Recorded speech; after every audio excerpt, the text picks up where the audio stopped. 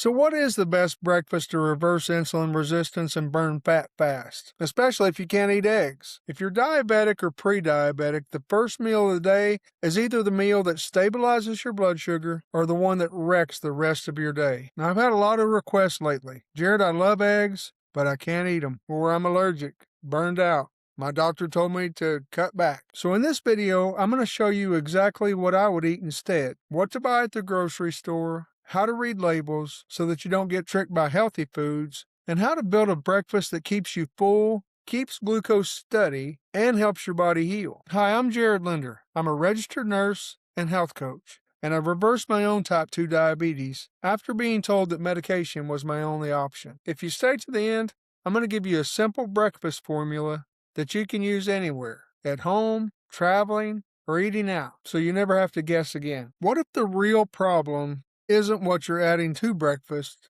but what you're missing? When I was first diagnosed, my breakfast looked healthy. Oatmeal, fruit, 100% whole grain toast, but less than an hour later, I was starving. Why? Because carbs burn fast. When you start your morning with a fuel that spikes insulin, your body stays stuck in storage mode, and that affects energy. It affects cravings and fat burning. Protein does the opposite.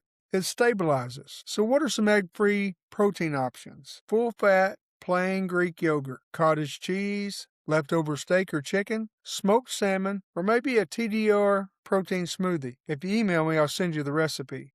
Protein lowers the glucose curve, and a lower glucose curve equals lower insulin demand. Lower insulin demand over time equals improved insulin sensitivity. So that's pillar number one. But protein alone isn't enough, which brings us to point number two. Have you ever noticed how some meals spike you even when they look healthy? I had a client who swapped her morning eggs for fresh fruit and yogurt. It looked clean, sounded balanced, but her CGM spiked every morning. Why? Because her breakfast was low fat and high in sugar. Fat slows digestion and smooths out the glucose curve. We switched her to a full fat plain Greek yogurt and added some nuts and seeds. Sometimes she had a little olive oil or avocado with it. When protein and fat combine, blood sugar stabilizes. Stable blood sugar means fewer crashes. Fewer crashes means fewer cravings. Fewer cravings means less overeating later. And over time, that means better glucose control and more steady energy. Your first meal can set the tone for your entire day, but there's still one mistake people make, and that brings us to point number three. Some people think they're eating healthy, but they're actually still eating dessert for breakfast. Walk into any grocery store and you're bombarded with labels: heart healthy, whole grain, high fiber, net carbs. But flip the package over and look at the label: 20 grams of sugar, 30 grams of carbs, minimal protein, even sugar-free can be a carbohydrate bomb. So when you read the label, look at three things. Start with total carbohydrates. For someone working on healing insulin resistance, a breakfast built around carbs is going to demand insulin. And if you're trying to reduce medications, that's an issue. Next, look at protein per serving. If a breakfast has 10 grams of protein, that's 40 calories from protein.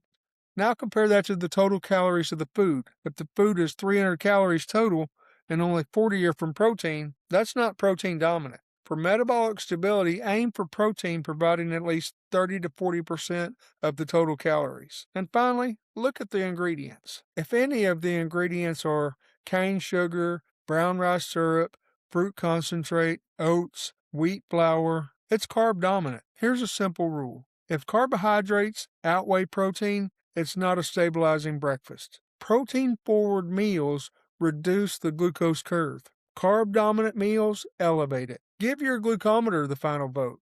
Test at 30, 60, and 90 minutes, and let your numbers decide. And as promised, here it is. The simple breakfast formula. Protein plus fat plus fiber and minimal to no added sugar. That's it. Good examples you could get about anywhere: Greek yogurt, walnuts and cinnamon, cottage cheese with a little bit of olive oil and tomatoes, a protein smoothie, any type of meats, maybe some avocado. If you want the full roadmap for lowering insulin safely and actually reversing insulin resistance step by step, download my free guide, 6 Steps to Reverse Diabetes Naturally. It's linked below. And it's the exact progression we use with our private clients. Now, if you're thinking, okay, Jared, but what about oatmeal? What about fruit? What about intermittent fasting? You'll want to watch the next video. 11 things that spike your blood sugar faster than anything else. It's linked below. Once you understand what spikes your blood sugar, your first meal becomes effortless. If I could ask a favor, please like, subscribe, and share so that those who need this message the most will see it. And remember, together we are the diabetes revolution, and your body was designed to heal. I'll see you in the next video.